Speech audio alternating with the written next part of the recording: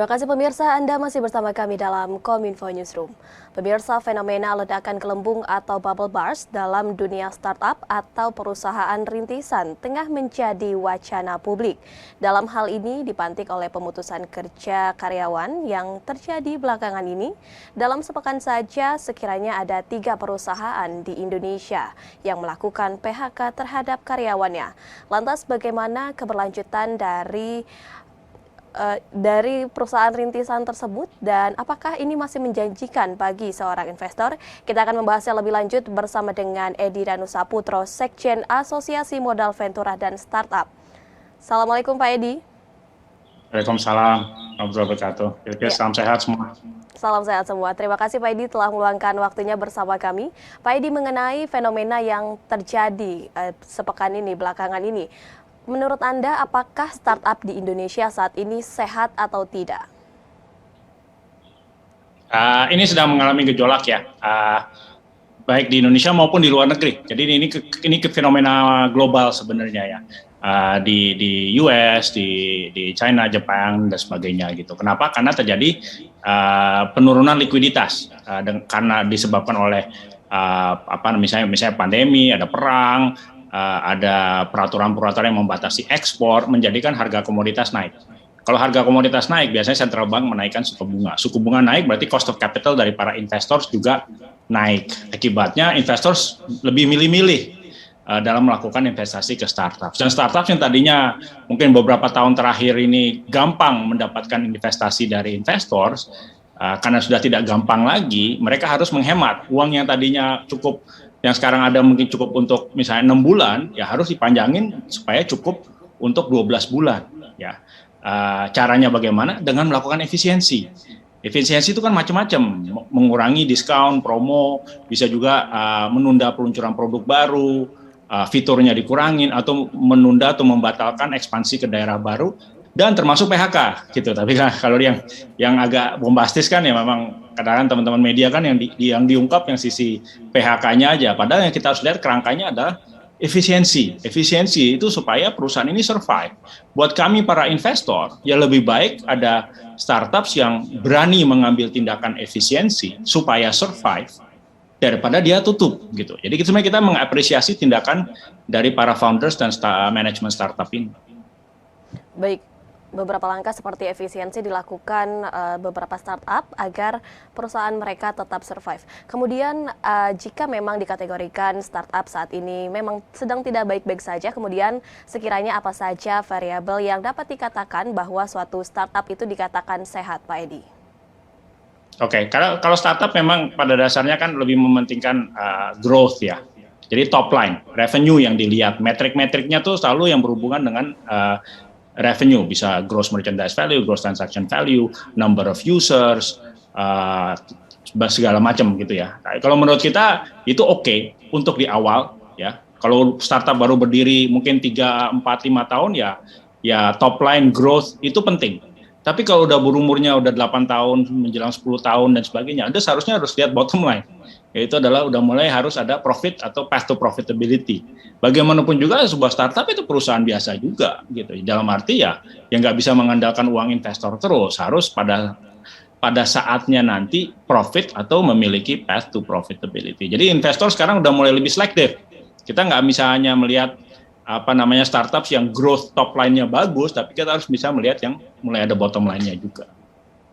Baik, kemudian sebenarnya apa akar utama dari bisnis startup ini sehingga menjadi tumbang atau redup? Apakah dikarenakan salah strategi pemasaran, salah konsep, atau bagaimana? Dan apakah akan berdampak kepada industri lainnya sekiranya?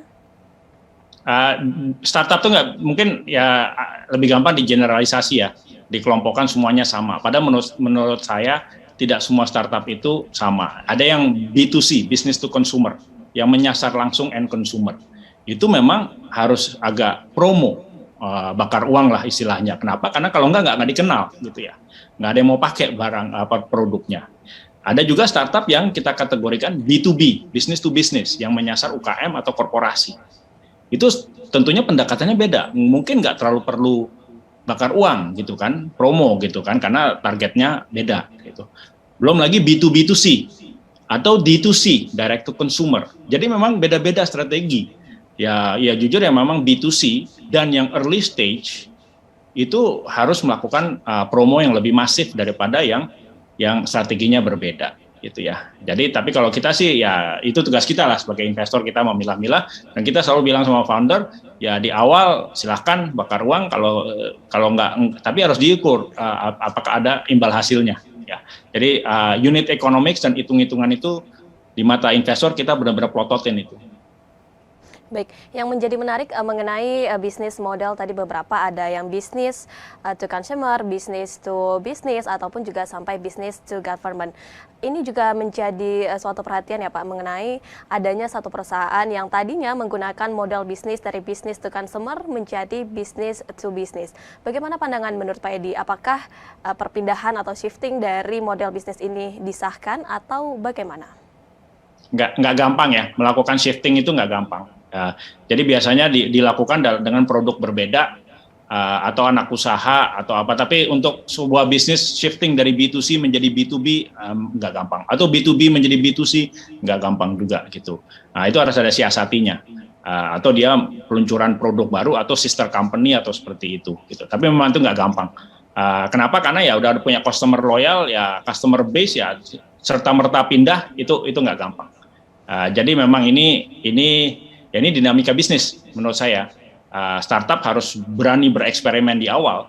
Dan kalau misalnya beloknya itu di tahun kedua atau tahun ketiga itu masih bisa. Tapi kalau beloknya di tahun ke-8 menurut saya agak susah gitu ya. Jadi pivot atau belok itu menurut saya bisa, tapi ya tergantung stage masing-masingnya. Sekiranya dengan adanya shifting model bisnis seperti itu, behavior dari perusahaan yang berbeda dari perpindahan seperti itu bagaimana Pak?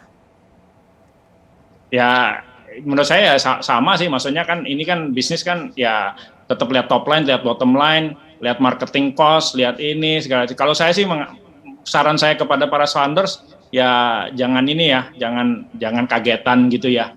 Ya ini kan mungkin seperti kita semua kan, kita semua orang yang gajian, yang karyawan yang dapat gaji itu kalau kita baru terima gaji kan ya biasanya makan enak ya.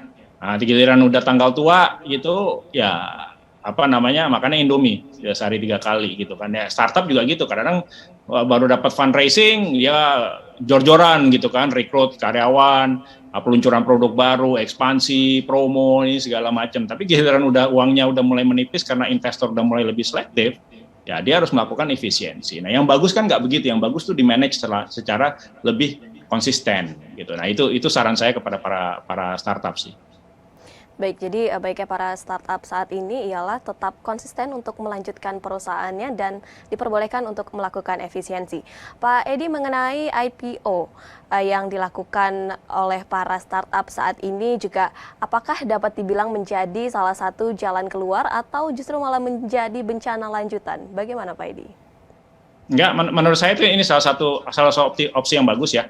Tapi tidak hanya satu-satunya opsi. Jadi dalam melakukan sebuah startup atau bisnis supaya terus bisa beroperasi ada beberapa alternatif ya.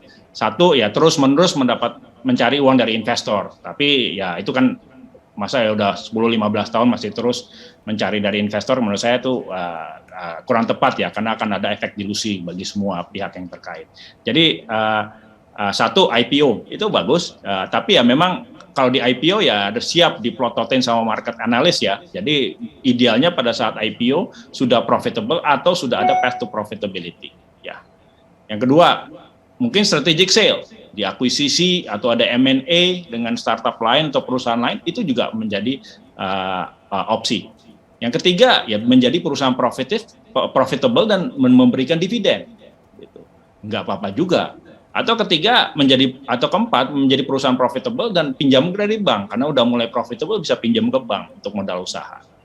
Jadi menurut saya IPO terus dipertimbangkan, tapi bukan opsi satu-satunya.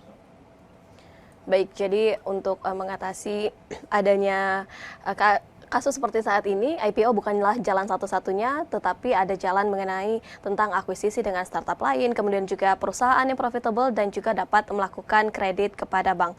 Kemudian Pak Edi juga dengan adanya fenomena bahwa perusahaan startup ini pada awalnya ia melakukan pembakaran uang, kemudian melakukan promo besar-besaran seperti itu. Apakah di sini ada suatu bias begitu, memang ketika mereka sudah selesai melakukan pembakaran uang, kemudian mereka kembali menaikkan harga dan customer ini berpindah kepada perusahaan lainnya seperti itu. Bagaimana Pak Edi? Ya, itu menurut saya ini evolusi dari sebuah produk ya. Itu wajar aja sih menurut saya. Ya di awal kalau kita nggak bakar uang, startupnya nggak bakar, kita semua nggak mau pakai gitu kan. Tapi kalau udah menjadi loyal, kita udah pengguna aktif, menaikkan harga menurut saya sih wajar. Karena kan perusahaannya harus menuju profitability. Tapi ya mungkin pada saat itu harga bukan satu-satunya komponen yang dipertimbangkan oleh pengguna ya. Ya harusnya ada yang lain ya seperti customer service, response time dan sebagainya dan sebagainya. Jadi menurut saya itu ini wajar sih, wajar ya. Mungkin kita buka gerobak bakso aja mungkin di awal kita ya harus ada sedikit promo. Tapi kalau udah barangnya bagus, banyak pelanggan yang rutin dan menikmati mangkok bakso dari kita, ya kita naikin harga dikit-dikit, ya nggak akan pergilah langganan kita. Baik. Kemudian Pak Edi, pemerintah dalam beberapa tahun terakhir ini rutin mengampanyekan dengan 1.000 startup atau pelatihan digital untuk startup. Dengan adanya fenomena ini, pandangan Anda bagaimana tentang nasib program ini? Apakah akan masih mendapat kepercayaan dari masyarakat? Iya, kita masih lah, misalnya kita kan harus pikir panjang. Ini maksudnya baru berita negatif sedikit aja langsung orang reaktif gitu, startup mau tutup, ini segala macam. Apa terjadi? Menurut saya apa yang terjadi ini siklus bisnis biasa gitu. Maksudnya ekosistem startup di Indonesia itu kan masih relatif muda, baru 10-12 tahun. Wajar lah kalau ada koreksi gitu ya. Kalau dibandingkan dengan investment asset class yang lain, contohnya saham, emas, properti dan sebagainya, itu semua ada naik turunnya gitu ya. Jadi ada koreksi dan sebagainya, itu wajar ya. Jadi ya kita kalau investor ya kita harus mikir on the long run. Masa sedikit ada berita negatif langsung kita buang semua, jual semua, kan enggak gitu ya. Jadi ya menurut saya harus punya nafas panjang lah gitu. Baik, kemudian boleh disampaikan kepada masyarakat Pak Edi mengenai pesan yang dapat Anda sampaikan bagi masyarakat yang mungkin ingin memulai menjadi investor di beberapa perusahaan startup, bagaimana? Ya, mungkin ya metek-meteknya apa yang dilihat di sebuah startup kan standar lah ya, kita lihat bisnisnya, persaingannya, regulasinya, pasarnya besar atau enggak, tapi terutama ke orangnya. Jadi ujung-ujungnya kan kalau kita mau invest ke sebuah startup, baik sebagai angel atau sebagai korporasi, kita ikut orangnya gitu kan. Jadi ya tolonglah ngobrol dengan foundersnya, banyak diskusi, kita challenge idenya. Ya kalau udah nyaman ya silahkan lakukan investasi. Tapi memang harus sadar bahwa high risk high return ya. Jadi kalau bisa jangan invest hanya satu, kalau bisa uangnya dipecah-pecah, invest ke beberapa gitu ya. Jadi diversifikasi itu penting. Silakan. Baik, terima kasih Pak Edi Danusaputro selaku Sekjen Asosiasi Modal Ventura dan Startup telah bergabung bersama kami dalam tema pusaran PHK Usaha Rintisan. Terima kasih banyak Pak Edi telah bergabung bersama kami. Terima kasih, salam sehat semua. Salam sehat. Pemirsa, kami akan kembali dengan beragam informasi lainnya. Tetaplah bersama kami dalam Kominfo Newsroom.